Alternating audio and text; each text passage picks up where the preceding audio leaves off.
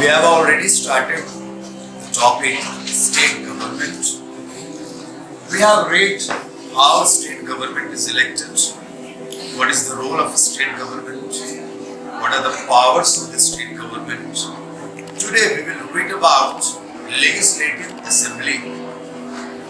As we have union legislature known as parliament, and in our country it is known as Sansad. Today we will read about legislative assembly, Vidhan Sabha. In Hindi it is known as Vidhan Sabha. Already I have told you more things about Vidhan Sabha, so I don't think it is very much necessary to go in detail. But some important things which I have not told you yet. The legislative assembly represents the entire population. As there are 545 members in our Lok Sabha. So 545 members of our Lok Sabha represents 545 members of Lok Sabha represents 140 crores of Indians. Okay, we all know that the people who are in the Lok Sabha, the MPs, the MPs who are in the Lok Sabha are taking any decision on behalf of us because we have made them our voice. बच्चों, लोक सभा जो हमारी केंद्रीय विधायिका है, संसद के दो अंग लोकसभा और राज्यसभा, हमारी केंद्रीय विधायिका के दो हाउसेस हैं। लोकसभा वो हाउस ऑफ पीपल कहते हैं, क्योंकि इसमें जो रिप्रेजेंटेटिव चुने जाते हैं वो हमारे द्वारा चुने जाते हैं और ये रिप्रेजेंटेटिव्स हमारी आवाज होते हैं। हमने इनको अपने बदले में चुनकर वहां भेजा होता है कि ये हमारी आवाज बनकर बोलेंगे। हमने अपनी बात कहने का मौका इन्हें दे दिया होता है। इसी तरीके से किसी राज्य में जो राज्य विधान सभा होती है वो उस राज्य की पूरी आबादी को रिप्रेजेंट करती है। हमारा राज्य बिहार, और मैंने आपको बताया है, आपको याद भी होगा कि हमारे राज्य बिहार की विधानसभा में कितनी सीटें हैं। बिहार विधानसभा में कितनी सीटें हैं बताइए। 240। आपको याद नहीं है, आपने याद किया नहीं। यानी कि जो बिहार की आबादी होगी उसको 243 एमएलएस रिप्रेजेंट करते हैं।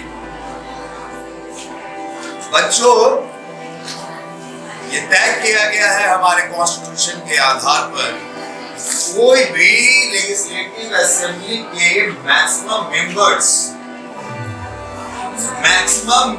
ऑफ लेजिस्लेटिव असेंबली कितने हो सकते हैं? ये तय किया गया है बेटा। मैक्सिमम मेंबर्स ऑफ, पहले लोकसभा ही आपको बता देते हैं। मैक्सिमम मेंबर्स ऑफ लोकसभा 552 हो सकते हैं। अभी एट प्रेजेंट 545।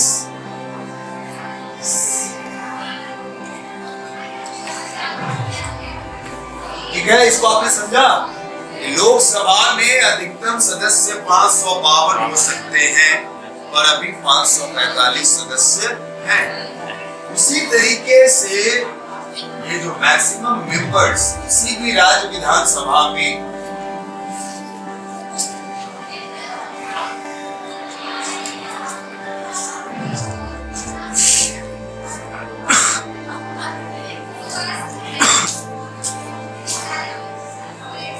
ये बेटा 500 हो सकता है और मिनिमम 60,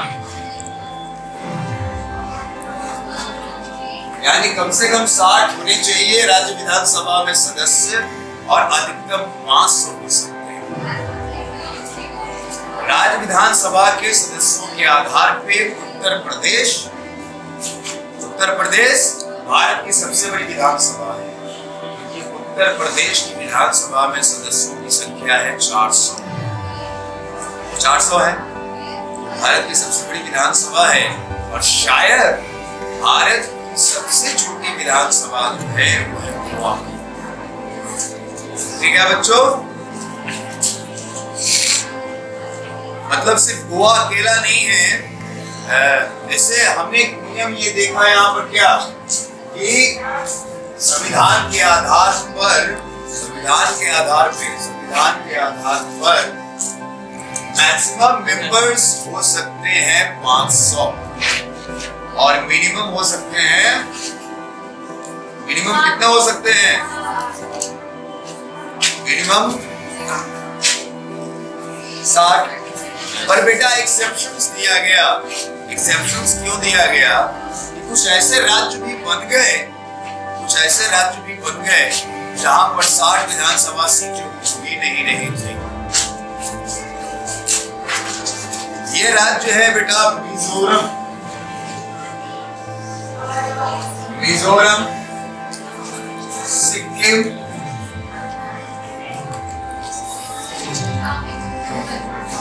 अरुणाचल प्रदेश और गोवा। अरुणाचल प्रदेश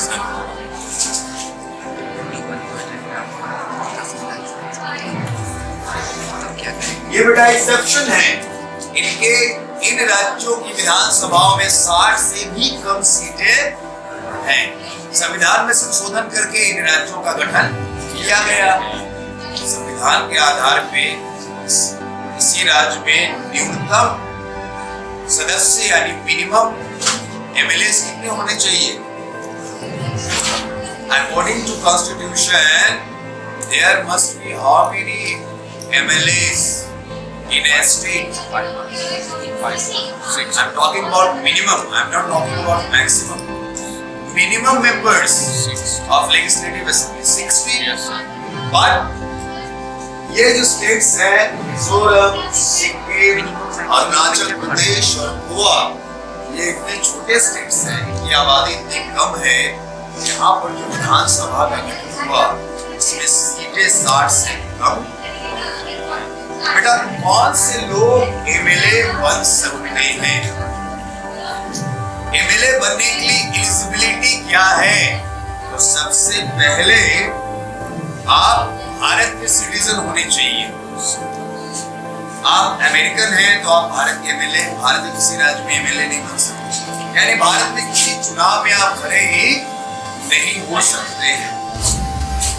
सबसे पहली शर्त है कि आप भारत के नागरिक होने चाहिए और दूसरी शर्त है कि आपका उम्र 25 साल से कम नहीं होना चाहिए। आप किसी सरकारी पोस्ट पे नहीं होने चाहिए, किसी सरकारी नौकरी में नहीं होने चाहिए और साथ ही साथ सेंट्रल गवर्नमेंट या स्टेट गवर्नमेंट में किसी भी लाभ के पद पे नहीं होने चाहिए। मान के चलिए कि आप सेंट्रल गवर्नमेंट या स्टेट गवर्नमेंट ने आपको कोई पोस्ट दे रखा है जिसके बदले में आपको पैसा मिलता है, ये लाभ का पद हुआ ना? Yes, sir. ये प्लेस ऑफ प्रॉफिट हुआ, पोस्ट ऑफ प्रॉफिट हुआ ना? Yes, sir. इसलिए ऐसे पोस्ट पे नहीं होने चाहिए। और free of sound mental health, कहने का मतलब है कि वो आदमी पागल नहीं होना चाहिए और दिवालिया नहीं होना चाहिए। बैंकक्रप्ट, दिवालिया मतलब कंगाल, है ना? जैसे बच्चों अभी हमारे यहाँ विजय माल्या किंगफिशर एयरलाइंस का मालिक है ना, विजय माल्या। Yes, sir. अभी लंदन में तो बहुत बड़े महल में वो रहता है और भारत में उसको बैंकक्रप्ट माना जाता है, कंगाल माना जाता है, क्योंकि भारत में उसने जितना लोन ले रखा है उसकी सारी संपत्ति यहाँ पर है विजय माल्या की, चाहे किंगफिशर एयरलाइंस हो या किंगफिशर के फैक्ट्रीज हो, इन सब को बेच कर भी बेटा उतना पैसा नहीं निकल पा रहा है जितना कि लोन उसने बैंकों से ले रखा। तो उसका कर्ज ज्यादा और पैसा कम, ऐसे लोगों को सरकार कंगाल घोषित कर देती है। ताकि वह सरकार कोई भी जो कर्ज दाता है आपसे पैसे कैसे वसूल करेगी? आपकी सारी संपत्तियों को भी बेचा जा रहा है, फिर भी आपने जितना कर्ज ले रखा है। बच्चों, टर्म की बात करें तो जो member of legislative assembly, MLA और विधायक, समझ में आ गया होगा, बार बार मैं दोहरा रहा हूं कि जो लेजिस्लेटिव असेंबली के मेंबर होते हैं उनको एमएलए कहा जाता है और हिंदी में उनको विधायक कहा जाता है। उनका टर्म 5 साल का होता है। वो चुने जाते हैं 5 सालों के लिए। पर कभी कभी ऐसा हो सकता है बेटा कि अगर बीच में ही विधानसभा भंग हो गया, सरकार गिर गई। जैसे अभी सरकार कैसे गिरेगी ये मैं आपको समझा देता हूं। अभी बिहार में जेडीयू और बीजेपी की सरकार है, गठबंधन की सरकार है। दोनों पार्टियों ने मिलकर सरकार बनाया है कि आप जानते हैं कि बिहार में सरकार बनाने के लिए 122 सीट चाहिए, है ना, form government in Bihar. 122 seat. अब ये दोनों मिलकर 122 से ज्यादा है, इनकी सरकार चल रही है। लेकिन अगर बीजेपी का झगड़ा हो जाए जेडीयू से, दोनों अलग हो जाए तो सरकार गिर जाएगी। 122 सीट से कम जाएगा, सरकार गिर जाएगी। So dear students, we were talking कि सरकारें गिर कैसे जाएंगी। तो अगर जेडीयू और बीजेपी में झगड़ा हो जाता है तो सरकार गिर जाएगी। अब राज्यपाल आरजेडी, क्योंकि दूसरी सबसे बड़ी पार्टी है, आरजेडी के विधायक सबसे ज्यादा है, तो राज्यपाल आरजेडी को कहेंगे कि भाई आप सरकार बनाइए। पर अगर न बीजेपी तैयार है आरजेडी के साथ जाने के लिए, न जेडीयू तैयार है आरजेडी के साथ जाने के लिए, न अन्य कोई छोटी पार्टियां तैयार होगी आरजेडी के साथ जाने के लिए, तो आरजेडी भी तो सरकार नहीं बना पाएगी। ऐसी स्थिति में क्या होगा? ऐसी स्थिति में राज्यपाल विधानसभा को भंग कर देंगे और फिर से चुनाव की अनुशंसा कर देंगे। तो अभी हमारा चुनाव हुए कितने साल बीता है? मात्र 1 साल। और अगर अभी राज्यपाल चुनाव की अनुशंसा कर देते हैं तो क्या होगा? जो सारे विधायक हैं वो सबके सब हट जाएंगे, फिर से उनको चुनाव में आना होगा ना। तो आप समझ गए कि वैसे जनरली एमएलए का टर्म कितने साल का होता है? 5 इयर्स का। पर ऐसा हो सकता है कि बीच में भी वो एमएलए ना रहे। ऑफिसर्स, बेटा अब हमारा जो लेजिस्लेटिव असेंबली होता है ये कैसे काम करता है? इसको ऐसे समझो, ये क्लासरूम है ना। अब इसमें अगर किसी को कुछ पूछना होता है तो क्या करता है? अपनी सीट पर खड़ा होता है, सर एक्सक्यूज मी, और मैं कहता हूं कि हाँ बोलो बाबू क्या बात है, तो आप अपना क्वेश्चन पूछते हो और मैं जवाब देता हूं। लेजिस्लेटिव असेंबली भी क्लासरूम की तरह समझ सकते हो। सारे एमएलए उसमें बैठते हैं और सारे एमएलए अपने में से अपना एक स्पीकर चुन लेते हैं। उन सारे एमएलए में से एक स्पीकर चुन लिया जाता है। उस स्पीकर का काम क्या है कि वो लेजिस्लेटिव असेंबली के मीटिंग्स को कंडक्ट करते हैं। अब लेजिस्लेटिव असेंबली में होता क्या है? मंत्रियों से प्रश्न पूछे जाते हैं। नहीं, किसी भी पार्टी का एमएलए मंत्रियों से प्रश्न पूछ सकता है। अगर शिक्षा से रिलेटेड कोई प्रश्न पूछना है, कोई एमएलए खड़ा होगा और वो प्रश्न पूछेगा मंत्री से। पर बेटा ये डायरेक्ट ऐसे नहीं पूछा जाता, इसके लिए स्पीकर महोदय से परमिशन लिया जाता है। आप देखते होंगे कि सारे एमएलए सामने बैठे हुए हैं और उनके ठीक सामने एक ऊंचे आसन पर जो बैठा होता है आदमी, वो स्पीकर होता है। वो भी एक एमएलए ही होता है। कौन होता है वो? और उनका चुनाव कौन करते हैं? सारे एमएलए मिलकर। जैसे हमारा जो लेजिस्लेटिव असेंबली है, बिहार का लेजिस्लेटिव असेंबली, उसके स्पीकर कौन है? विजय कुमार सिन्हा। कौन है? ठीक है।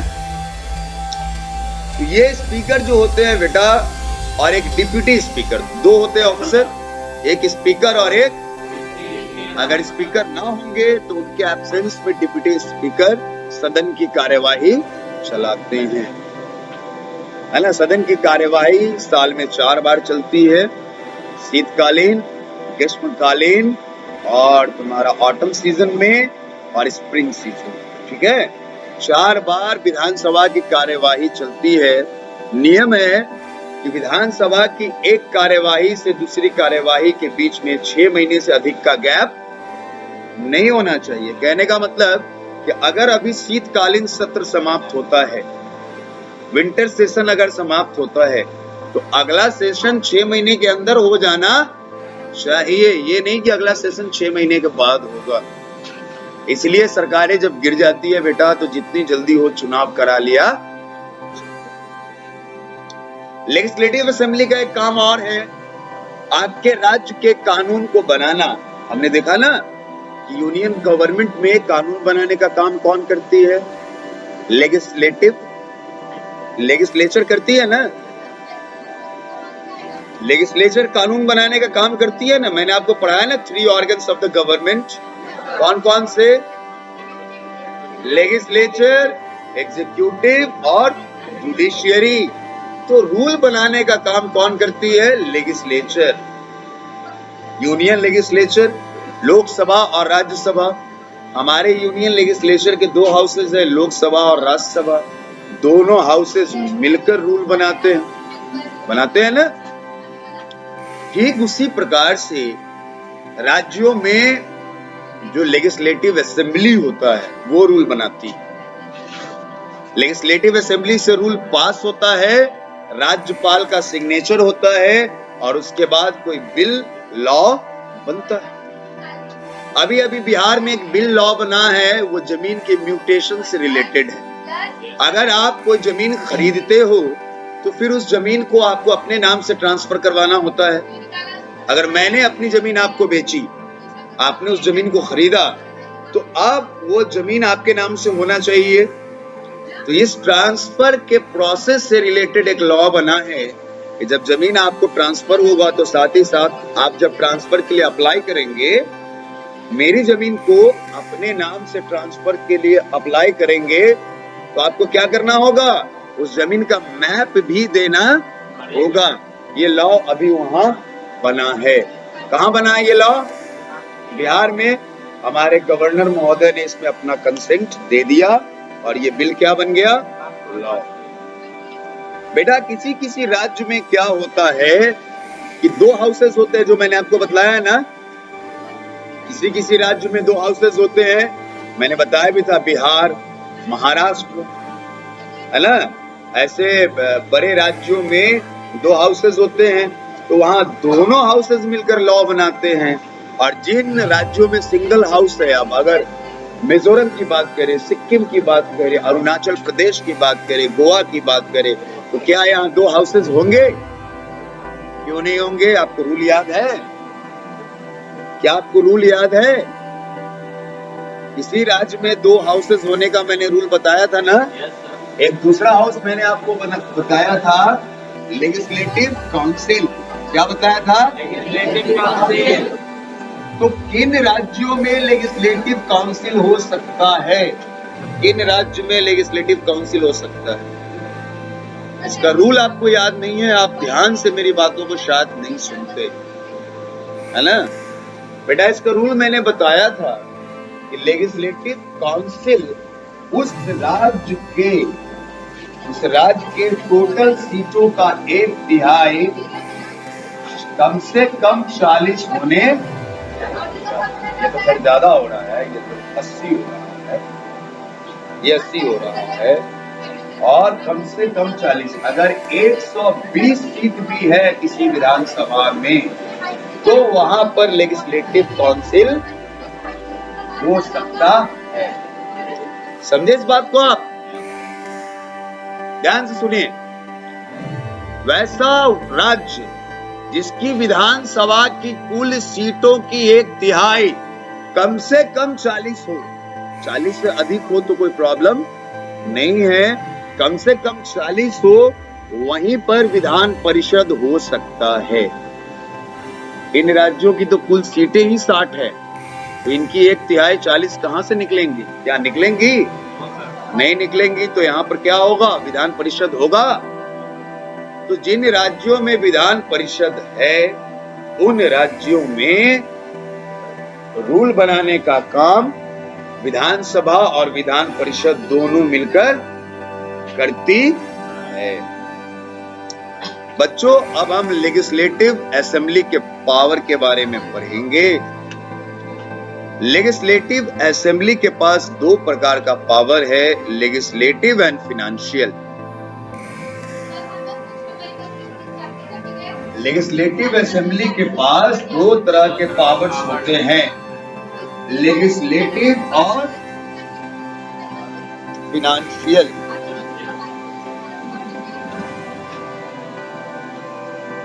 Legislative and financial.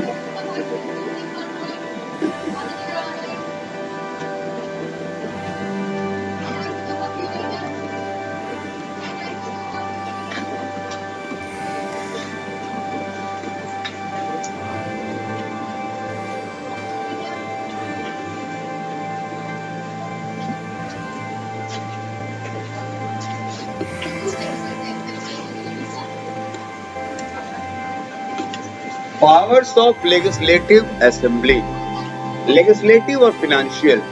लेजिस्लेटिव का मतलब है making laws, making laws. Bill become a law. इसको आप समझिए, मैं प्रोसेस आपको समझा देता हूं।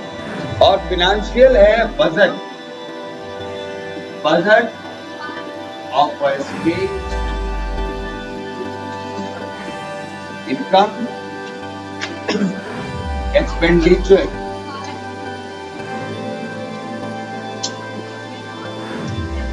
ठीक है। अब आपके स्टेट में जो लॉ बनेगा, आपके स्टेट में लॉ बनेगा ना, तो लॉ बनाने का काम लेजिस्लेटिव असेंबली करती है। कैसे लॉ बनता है, इस प्रोसेस को ध्यान से सुनिए। सरकार के द्वारा कोई बिल लाया जाता है, बिल को हिंदी में विधेयक कहते हैं या प्रस्ताव कहिए। बिल लाया गया, बिल ड्राफ्ट किया गया, बिल लाया गया और इसको लेजिस्लेटिव असेंबली में पेश किया गया। वहां पर इस पर बहस हुआ। विपक्षी पार्टियां होती है, हो सकता है कि विपक्षी पार्टियां उस बिल से खुश ना हो, बहस होती है। बिल लाने वाले जवाब देते हैं, सरकार के मंत्रीगण जवाब देते हैं, बतलाते हैं कि उन्होंने ये बिल क्यों लाया है और ये कानून क्यों बनना चाहिए। बहस होती है। कभी कभी सत्ता पार्टी और विपक्षी पार्टी दोनों तैयार हो जाते हैं। अगर दोनों तैयार हो गए तो बड़ी आसानी से बिल क्या बन जाएगा? लॉ। बिल पास हो गया विधानसभा से और इसको राज्यपाल के पास भेज दिया जाएगा, राज्यपाल का सिग्नेचर होगा और ये बिल क्या बन जाएगा? लॉ बन जाएगा। लेकिन कभी कभी पेच फंस भी जाता है। अगर विपक्षी पार्टियां तैयार ना हो तब क्या होगा? अगर विपक्षी पार्टी, क्यों?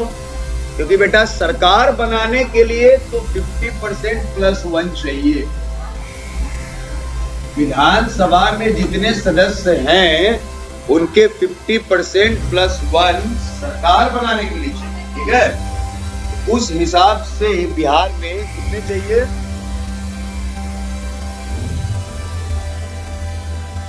मैंने कहा सरकार बनाने के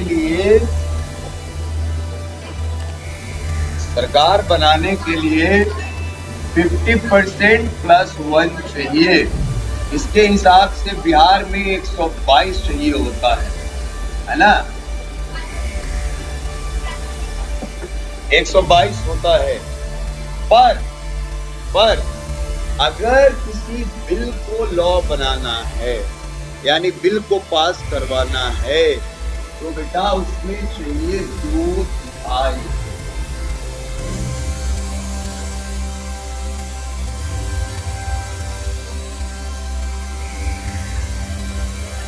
समझ में आया मेरी बात? अगर सरकार बनाना है तो सिर्फ 50% +1 यानी 122, पर किसी बिल को लॉ बनाना है तो 2/3। तो क्या आपको ऐसा लग रहा है कि किसी बिल को लॉ बनाने के लिए विपक्षी पार्टियों की भी मदद लेनी पड़ सकती है? हाँ, अगर अभी बीजेपी और जेडीयू जो गठबंधन है एनडीए, इनके सारे सदस्यों की संख्या मिला दे और अगर ये 162 से कम हो, तब किसी बिल को लॉ बनाने के लिए क्या करना होगा? हाँ, विपक्षी पार्टियों से मदद लेनी होगी ना। यही कारण है बेटा कि कभी कभी कोई बिल को लॉ बनने में लंबा समय लग जाता है। ये तो हो गया लेजिस्लेटिव पावर्स। अब हम बात करेंगे फिनेंशियल पावर्स।